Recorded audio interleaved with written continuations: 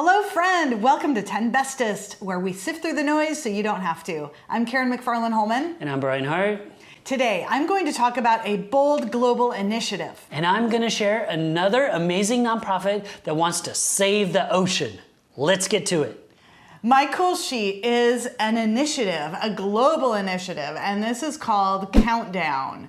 Countdown is this global initiative that's a collaboration between TED and Future Stewards.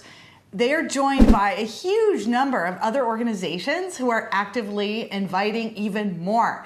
Every organization, company, city, nation, and citizens everywhere are all invited to collaborate with Countdown and take action on climate. That is what this is all about. So they state that this is a movement that's open to everyone and that everyone has a vital role to play. So even if you have that feeling like you're an individual, what can I do? This is for you. Everyone involved has committed to a mission, which is to accelerate and champion solutions to the climate crisis by turning ideas into action. And to that end, the goal of Countdown is to improve our future on Earth by cutting greenhouse emissions in half by the year 2030. So if you are interested in learning more about Countdown, you can start out by watching a live launch of it that was streamed on October 30th, 2021 on the TED stage. It's so amazing, and it's got some heavy hitters, such as a welcome message by Al Gore to kick off the event. Mark Ruffalo, the actor who plays Hulk in Marvel movies, was there. He was introducing some of the speakers, and Joaquin Phoenix was talking about veganism. However, my favorite speakers were people I had never heard of. There were two youth who laid out their demands for political decisions moving forward. There was Vishen Chakrabarty talking about architectural plans to house the 11 billion people who will be living on Earth by the year 2100. There was investment expert Neely Gilbert talking about the economics of going to net zero carbon emissions. Author Solomon Goldstein Rose giving us a reality check on switching away from fossil fuels, and so many more. Check out Countdown. Yeah, this is cool. So, of course, since it's a TED thing, yes, it was kind of on my radar, but not as much. So I'm really glad that you shared this because I learned a lot and how much more I want to check it out. But I did see this video, and I was wondering if you were going to talk about it. The one that caught a lot of buzz was one of the child activists that when the panel started, they all got to stage, and she really went off on this big business guy. I don't know where he works for, but it's definitely someone that's contributing to a lot of climate change. And she was like, you are a monster. You are responsible for millions of deaths. I will not share the stage with you. I am out of here. I mean, it was much more bigger, much more profound. And I was like, whoa. And then she left.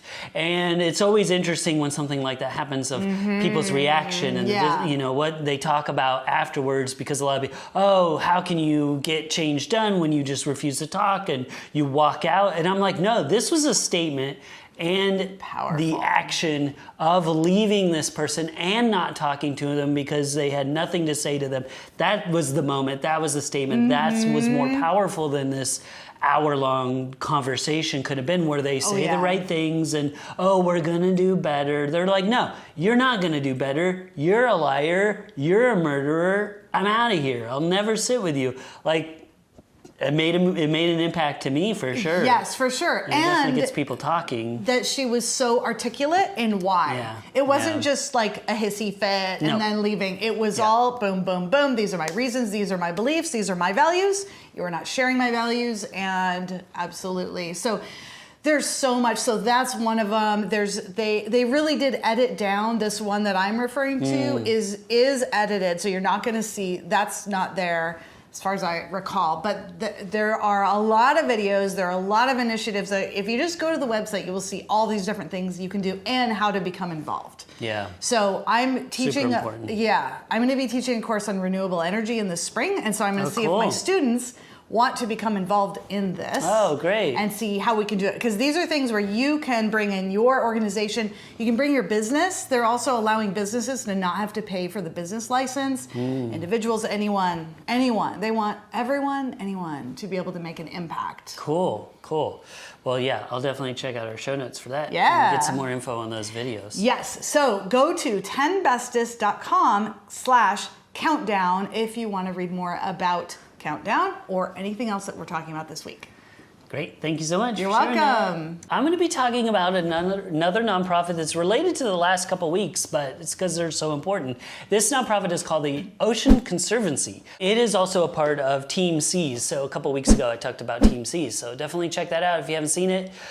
So our ocean faces many threats, like the onslaught of trash, overfishing, acidification, and the Ocean Conservancy is developing initiative solutions to save our ocean. For over 40 years, they've worked on vital projects about the ecosystem to defend critical legislation, enforce accountability of leaders and legislators, and rally the world's largest effort to remove trash from beaches. Because a healthy ocean means a healthy planet. So one of their goals is to end the flow of plastic into the ocean by 2030. Now this is a staggering thing. Over 8 million metric tons per year of plastic is put into the ocean. Now that seems like a number that you can't even fathom, but when she talked about it this way, one garbage truck full of plastic per minute, every single minute of the year, is dumped into the ocean. Like visualizing that really hit home, and I was like, oh my gosh, this is insane, how can we fix it? So they've been, since 1986, they've collected 342 million pounds of trash, and they've had over 17 million volunteers help them. Their CEO is Janice Searles Jones. She's a woman, so that's awesome. And she's from Portland, which is our sister city. Very cool. They have more programs. They have Confronting Climate Change. They have Government Relations, where they bring this to Congress and help them pass legislation. They have Protecting Florida, Protecting the Arctic. They have Smart Ocean Planning, which helps coastal communities thrive and have better sustainability practice. They have Sustainable Fisheries. They're just so great. They're doing so many things. Ocean Conservancy. I'm so glad you're talking about this because the oceans have so many issues with them. Yeah.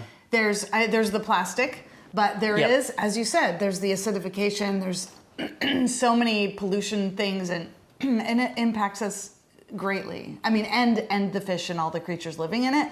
So we need all of these different organizations doing different things. Yes, exactly. And I like the fact that they're doing so many different things. So if one speaks to you more than another, maybe you can learn more, go to their website, learn more about it, how you can help.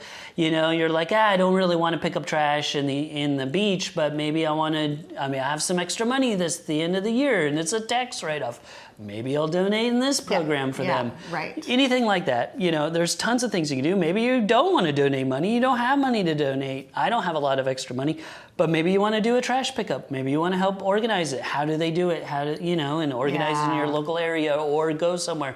There's so many things that you can do, Right. And they're doing so many different things. It's really cool. It's just a really cool company. I gotta say, the visual that I had when you were talking about that 1 minute, like I was just envisioning this lineup of garbage trucks, dump, and then it moves away, and the next one dump, every minute, and I'm just feeling sick to my stomach thinking about that. I know it is definitely, and this is part of their work too, right? Is just telling that story, because when you think of 8 metric tons, I don't even know what that means or what that looks like, but I can definitely visualize a garbage truck, like you said, backing up to the ocean and dump, and then the next one, and for affinity.